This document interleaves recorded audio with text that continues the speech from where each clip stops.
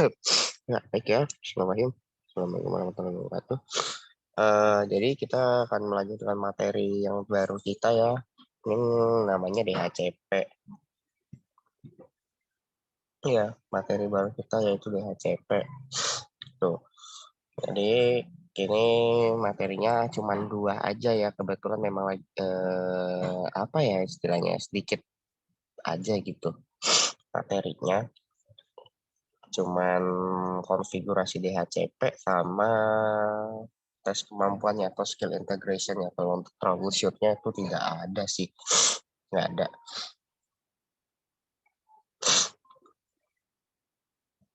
Jadi sebentar ya. Oke, jadi kita lanjut lagi ya. Jadi DHCP itu sebenarnya panjangan dari dynamic host configuration protocol ya gitu ya. Jadi kalau bisa dibilang itu kayak sebuah protokol konfigurasi host dinamis yang bentuknya dinamis gitu. Jadi ya aduh cuma adanya yang mana apa mode dinamis gitu ya. Konfigurasi host protokol ya. Oke, jadi yang pertama itu kita disuruh configure router sebagai DHCP server, configure DHCP relay, router sebagai DHCP client sebagai kliennya ya, jadi sebagai server, terus sebagai relay-nya. Dan yang keempat, hubunganlah dan verifikasilah DHCP tersebut. Jadi gimana? Jadi ini tabel pengalamannya untuk konfigurasinya. Bentar saya buka dulu ya.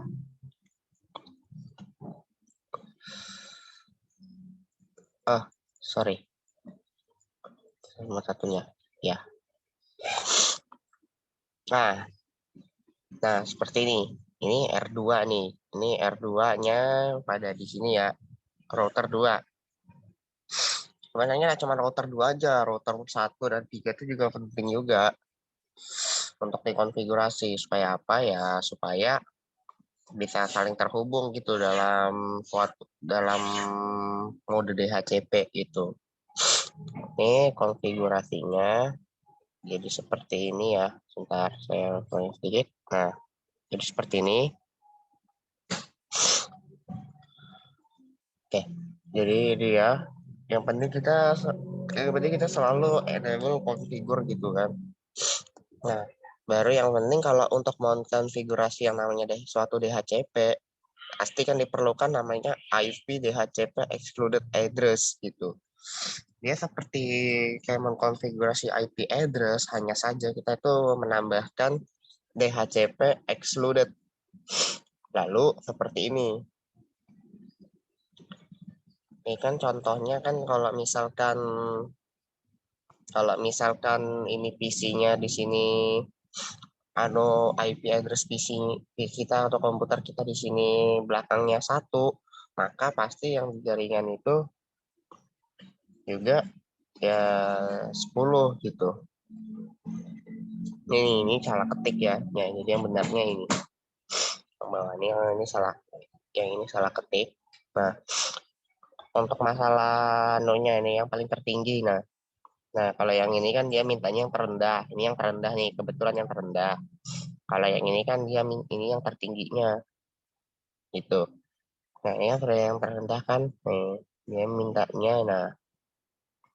minta yang tertinggi seperti ini. Nah, nanti setelah itu kita excluded seperti ini kan. Nah, nanti dia minta IP DHCP pool. Nah, IP DHCP pool itu kebetulan di router 1 LAN gitu. Nah, itu kita ketik network. Habis kita ketik network, kita ketik IP-nya, IP yang terendah, lalu kita mengetik kayak sejenis subnet mask-nya, cuman namanya network mask. Nanti setelah kita ketik ini, baru kita ketik lagi default router. Ini untuk IP configuration maksudnya router awal atau default router. Ini server DNS-nya. Ini kayak dibilang angka IP-nya atau IP servernya DNS. Kemudian kita exit. Nah, nanti habis kita exit, itu nanti kita langsung masuk lagi ke DHCP pool, teman router yang ketiga LAN. Ya, nanti seperti lagi di atas seperti R1 LAN, seperti ini lagi. Nah, seperti ini lagi. Hanya saja di bagian network dan default routernya menggunakan angka belakang yang berbeda. Sedangkan di NS server kan harus sama gitu. Jika dia beda atau tidak sama, maka jaringan tersebut tidak akan terhubung satu sama lain.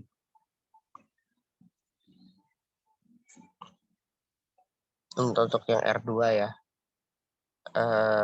Ini untuk yang R2 yang lanjutannya.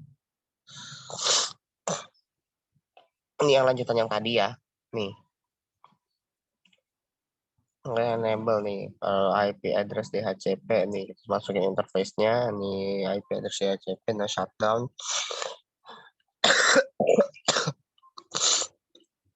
Udah kan ya. Nah, habis itu kita masukin, nanti setelah keluar seperti ini yang tulisan-tulisan yang itu, nanti kita ketik lagi show IP interface brief.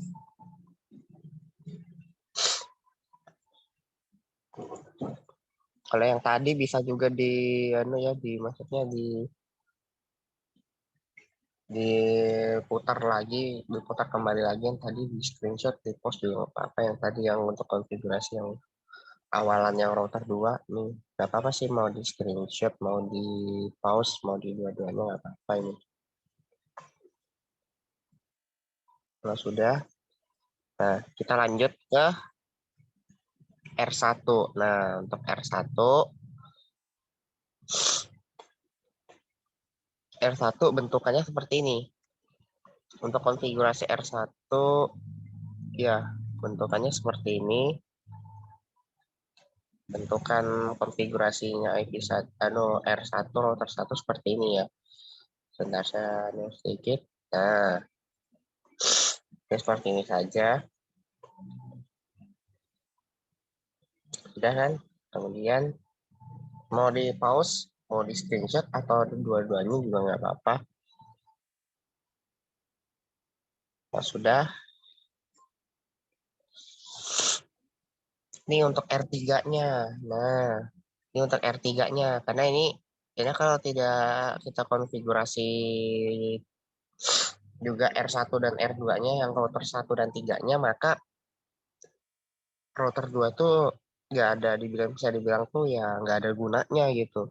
Jadi kayak dibilang tuh kayak cuma kita mengkonfigurasi satu router tapi tidak terhubung ke router-router yang lain gitu, ke switch atau ke komputer-komputer lain gitu. Jadi kayak nggak ada gunanya gitu ya kan.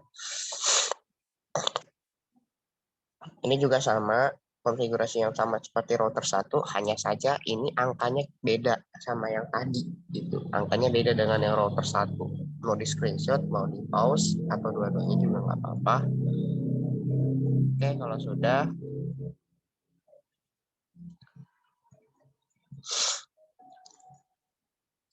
sebentar ya, kita lihat dulu.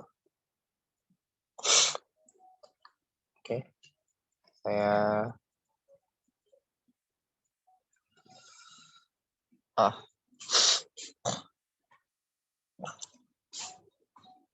Oke, mungkin cukup sekian saja dari saya.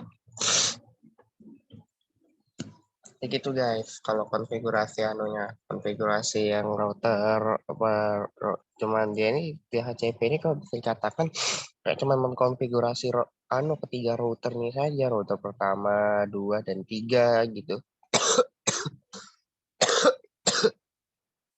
Dan juga jangan lupa kita selalu kalau kita mau rubah dia dari statis menjadi DHCP,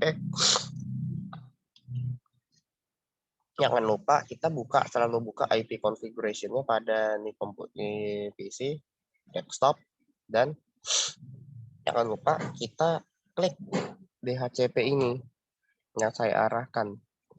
Nggak cuma untuk PC 1, PC 2 juga. Nanti dia akan otomatis seperti ini. IP address-nya akan maksudnya tercatat seperti ini, subnet-nya juga seperti ini, maksudnya sudah tercatat otomatis ya tanpa perlu kita ketik ulang lagi sebenarnya gitu, nggak seperti yang statis gitu, yang harus kita ketik lagi apa gitu ya kan. Nah, ini sudah kan, sudah otomatis default gateway-nya udah, DNS servernya udah. Nah, ini untuk yang PC pertama. Sedangkan untuk yang PC kedua, sebentar, salah, bentar ya. Nah, ini juga sama seperti ini, dia sudah tercatat otomatis juga. Nah, walaupun beda IP, beda kayak dibilang beda default gateway-nya, tapi untuk subnet-nya sama DNS servernya tetap sama gitu. Ini sudah tercatat otomatis. Tinggal kita klik ini aja. Yang asalkan yang penting kita itu sudah mengkonfigurasi router pertama, kedua, dan ketiganya gitu. Jadi bisa terisi dengan otomatis tanpa perlu kita ketik ulang lagi gitu. Ya, mungkin cukup sekian dari saya tentang konfigurasi DHCP. Ini nanti ada materi terakhir tentang tes kemampuan DHCP atau DHCP Skill Integration Challenge. Oke, wassalamualaikum warahmatullahi wabarakatuh.